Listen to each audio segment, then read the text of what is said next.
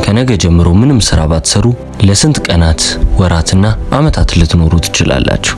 ትክክለኛ ሀብት ማለት ትርጉሙ ይህ ነው። ሮበርት ኪዮሳኪ አሜሪካዊ ኢንቨስተር፣ ቢዝነስማን፣ ደራሲና አነቃቂ ንግግሮችን በመናገር ይታወቃል። ላለፉትም 10 እና 20 ዓመታቶች ውስጥ የታወቀበትን አንድ መጽሐፍ አሳትመዋል፣ ሪች ዳድ ፑር ዳድ። ስለ ገንዘብ ማወቅ የምትፈልጉ ከሆነ ይህንን መጽሐፍ ግዴታ ማንበብ አለባችሁ። ካላነበባችሁትም ችግር የለውም። በዛሬው ቪዲዮ ስለዚህ መጽሐፍ በደንብ ጠልቀን እንመለከታለን። ሮበርት ኪዮሳኪ አሁን ላይ $80 ሚሊዮን የሚገመት ሀብት አለው። የሚያስገርመው ነገር ግን አስተዳደጉ እንደዚህ አልነበረም። ከደሃ ቤተሰብ ነው ተወልዶ ያደገው። ግን እንዴት የዚህ ሁሉ ሀብት ባለቤት ሆነ? ሪች ዳድ ፑር ዳድ በተባለው መጽሐፍ ላይ ያብራራው ይህንን ነው። ሮበርት ኪዮሳኪ ሚያዝያ 1947 በሃዋይ ከተማ ተወለደ። በ1957 ማለትም በ9 ዓመቱ ሀብታሞች ልጆቻቸውን የሚያስተምሩበት ትምህርት ቤት ውስጥ እየተማረ ነበር። የጓደኞቹም ወላጆች ዶክተሮች፣ ባንከሮች እናም ነጋዴዎች ነበሩ። በዚህም ጊዜ እነዚህ የሀብታም ልጆች ከሮበርት ራሳቸውን ያገሉ ነበር። ምክንያታቸውም እንደነሱ አይነት መጫወቻ አሻንጉሊት ስለሌለውና አዳዲስ የሆኑ ሳይክሎችን ስለማይነዳ ነበር። ስለዚህም በዚህ ጊዜ ትንሹ ሮበርት በጣም ይሰማውና በትምህርቱ በጣም የላቀው PhD ያለው አባቱ ጋር እየሮጠ ይሄዳል። ወደ ቢሮውም ዘሎ ይገባና አባዬ እንዴት ሀብታም እንደምሆን ንገረኝ ይለዋል። እንዳለመታደል ሆኖ አባቱ ራሱ ሀብታም ስላልነበረ ትክክለኛውን መልስ ለመናገር አልቻለም። ስለዚህም እንዲህ ብሎ መለሰለት፣ ልጄ ጭንቅላትህን ተጠቀም፣ ጠንክረህ ከተማርክ ጥሩ የሚባልና ጥሩ ክፍያ ያለው ስራ ታገኛለህ። እንደዛ ነው ሀብታም የምትሆነው ብሎ ይመክረዋል። የመጽሐፉም ርዕስ ሪች ዳድ ፑር ዳድ ነው። ማለትም ሀብታም አባቴና ደሃው አባቴ። በመጽሐፉ ላይ ደሃው አባቴ ብሎ የገለጸው ትክክለኛውን አባቱን ነው።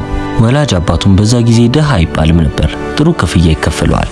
በመጨረሻም ግን እጁ ላይ ምንም አይነት ሳንቲም አይቀረውም ነበር። ታዲያ ሮበርት ትምህርት ቤት ውስጥ አንድ ጓደኛ ነበረው፣ ማይክ ይባላል። የማይክ አባትም ሀብታም ነው። ሮበርትንና ማይክን እንዴት ሀብታም መሆን እንደሚችሉ ማስረዳትና ማማከር የጀመረው የማይክ አባት ነበር። ስለዚህም በመጽሐፉ ላይ ሀብታሙ አባቴ የተባለው የማይክ አባት ነው። ሃዋይ ከተማ ውስጥ ካሉ በጣም ሀብታም ከሚባሉ ሰዎች መካከል አንዱ የማይክ አባት ነው። ስለዚህም ህፃኑ ሮበርትና ማይክ ወደ ሀብታሙ አባታቸው ጋር ሄደው እንዴት ነው ሀብታም መሆን የምንችለው ይሉታል። ሀብታሙ አባትም በእነዚህ ልጆች አይምሮ ውስጥ በጣም ጠቃሚ መርሆችና ጠንካራ የገንዘብ መሰረት እንዲኖራቸው አግዛቸው። ከዛ ውስጥ የመጀመሪያው ምንድን ነው? ሀብታም መሆን ከፈለጋችሁ በጣም ማወቅና መረዳት ያለባችሁ ነገር ይህ ብቻ ነው ብሎ ይጀምራል። ይህም ቁልፍ ነገር አሴትና ላያቢሊቲ ይባላል። አሴት ማለት ማንኛውም ወደ ኪሳችን ውስጥ ገንዘብ የሚያስገባ ነገር ሲሆን፣ ላያቢሊቲ ደግሞ በተቃራኒው ገንዘብ ከኪሳችን የሚወስድ ነገር ነው። ሀብታሞች አሴታቸውን እያበዙ ሲሄዱ፣ በተቃራኒው ድህነት ውስጥ ያሉ ሰዎች ግን ላያቢሊቲያቸውን እየጨመሩ ይሄዳሉ። ግን ለነሱ አሴት እየጨመሩ ይመስላቸዋል። ለምሳሌ የአንድን ተራ ሰው የገቢ ምንጭና እንዴት ብሩን እንደሚያወጣ እንመልከት። ስራ ከሰራ በኋላ የሚከፈለው ደሞዝ አለ። ያ ደሞዝ እንደ ኢንካም ወይም ደግሞ እንደ ገቢ ይቆጠራል።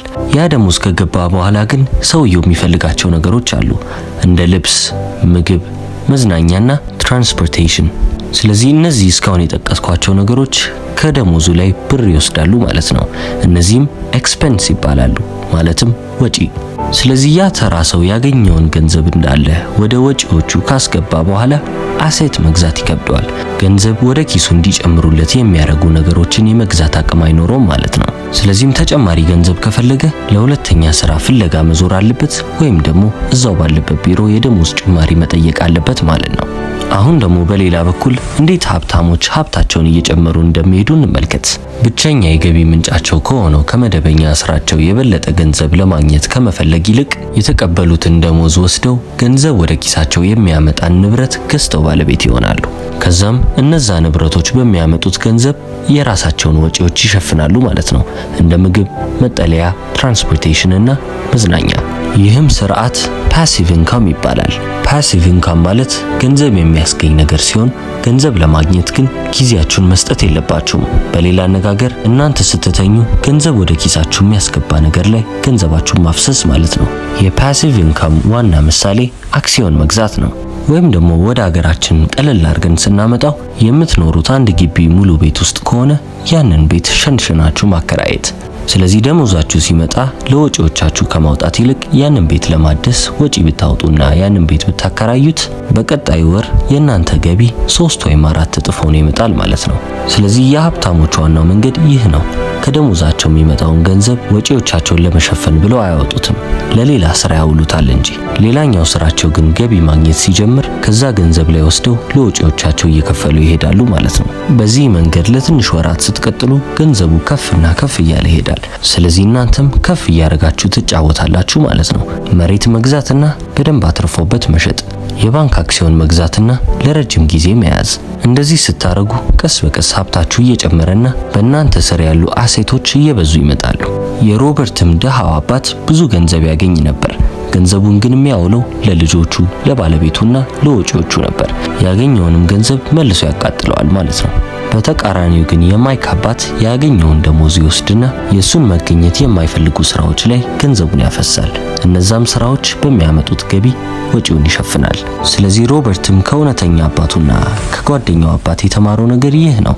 እውነተኛ አባቱ በደንብ ጠንክረ ተማርና ጥሩ የሚከፍለ ድርጅት ውስጥ ተቀጥረ ስራ እያለው ነበር። የማይክ አባት ግን ወደፊት መግዛት የምትፈልገውን ድርጅት ለመግዛት ጠንክረ ተማር ይለው ነበር።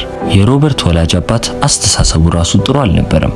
እኔ ሀብታም ያልሆንኩት ልጅና ሚስት ስላለኝ ነው፣ ብዙ ወጪዎች አሉብኝ ብሎ ነበር የሚያስበው። የማይክ አባት ግን እኔ ሀብታም መሆን ያለብኝ ሚስትና ቤተሰቦች ስላሉኝ እነሱን ማገልገል አለብኝ ብሎ ስለሚያስብ ነበር። አሁንም የሮበርት አባት የሆነ ነገር መግዛት ሲፈልግ ይህን ነገር የመግዛት አቅሙ የለኝም የሚል ነበር።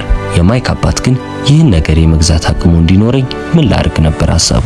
ሮበርትም አንድ የተገነዘበው ነገር አብዛኛው ጊዜ ዝቅተኛ ህይወትን የሚኖሩ ሰዎች የሚከተሉት አንድ መስመር አለ፣ የፍርሃትና የመስገብገብ ባህሪ።